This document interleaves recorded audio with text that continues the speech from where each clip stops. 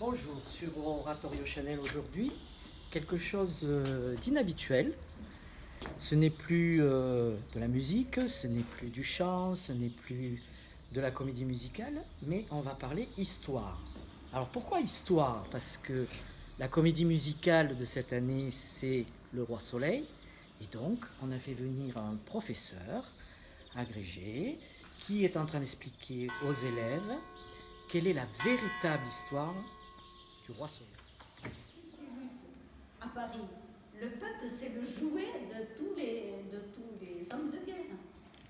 Ils suivent le duc de Beaufort, d'accord, il est beau, il est magnifique, on l'adore, tac tac, ils se révoltent, ils le suivent. Mais voilà que les troupes de son copain Condé arrivent, il fait distribuer de l'argent, mais après ces troupes, elles saccagent tout Paris. Oh, ce Beaufort. Une hypothèse qui est tout à fait bizarre, et que soutenue par très peu de personnes, c'est qu'en 1966, quand Anne d'Autriche meurt, elle avoue un terrible secret à son fils. En 2014. 2014, c'est que son fils ne serait pas son fils. Louis XIV ne serait pas le fils de Louis XIII, mais serait le fils du duc de Beaufort. Voilà, c'est un truc tout à fait. Alors, lors de cette conférence, il n'y avait pas que des acteurs de la future comédie musicale, mais il y avait aussi des musiciens comme Philippe. Bonjour. Voilà. Alors, Philippe est notre violon alto de l'orchestre.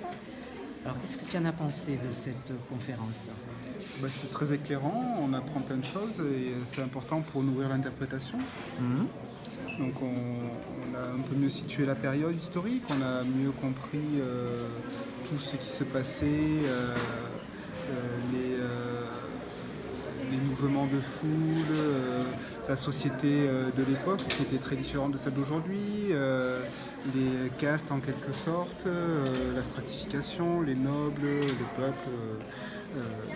Voilà, donc on comprend un petit peu mieux ce qui se passe derrière l'histoire, la grande histoire qu'il y a derrière la petite histoire. Tout à fait. Et est-ce que tu penses que c'est une bonne approche pour les élèves là, d'Oratorio de quitter un petit peu ce côté artistique et de basculer sur ce côté historique? Écoute, de toute façon, il est clair que pour comprendre ce qu'on fait et interpréter, il faut savoir de quoi on parle. Et il me semble que c'est vraiment indispensable d'avoir ce genre d'approche pour mieux travailler son personnage. D'ailleurs, c'est ce que font les plus grands. Les acteurs se nourrissent de ce qui s'est passé avant et pas uniquement de leur petite expérience dans leur coin. Donc oui, c'est indispensable. Alors, notre conférencière, c'était très intéressant, tellement intéressant qu'elle n'a pas eu le temps de tout faire. Oui. Oui, parce que c'est vrai que je me suis passionnée pour cette histoire en me disant qu'est-ce qu'il a voulu montrer l'auteur. Et c'est pour ça que j'ai fait ces recherches en me disant, je pense qu'il a voulu montrer la dureté de l'époque, ses complots, qu'est-ce que c'est qu'être roi, tout ce qu'il fallait surmonter de conflits, de passions.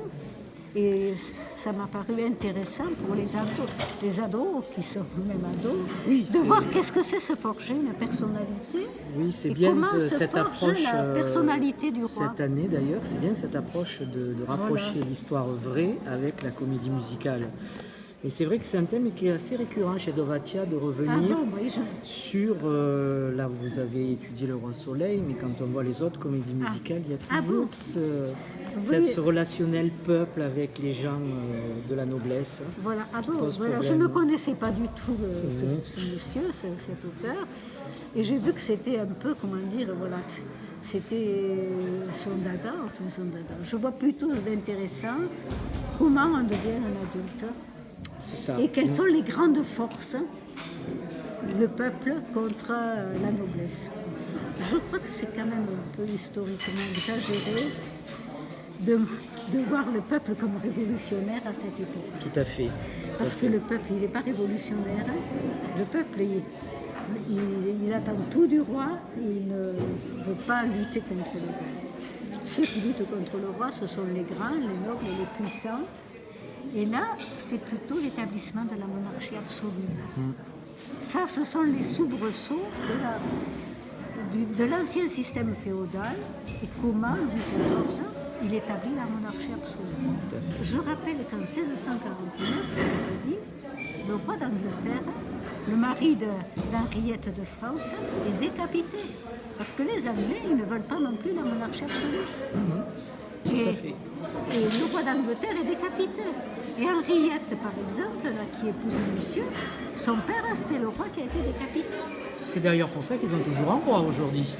Et Parce c'est qu'ils pour n'ont, ça depuis longtemps, ils n'avaient pas accepté la monarchie absolue. Je alors suis que d'accord nous, avec vous, ils ont nous, toujours un roi, et nous avons eu la révolution parce qu'on en a accepté.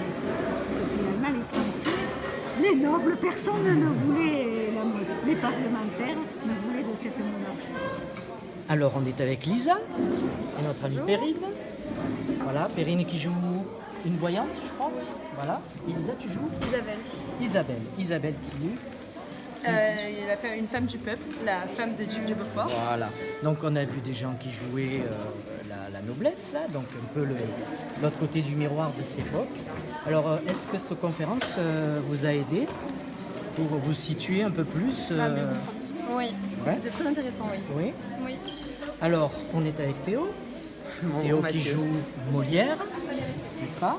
C'est ça. Alors tu as fait des choses aujourd'hui sur Molière, notamment Ah oui. par rapport à la comédie musicale. Notamment par rapport à la comédie musicale.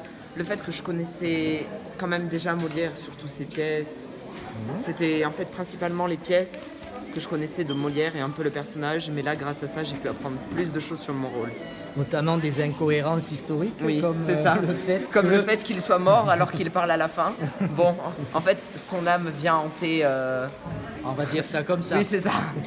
C'est une licence poétique. Oui. Voilà. C'est ça.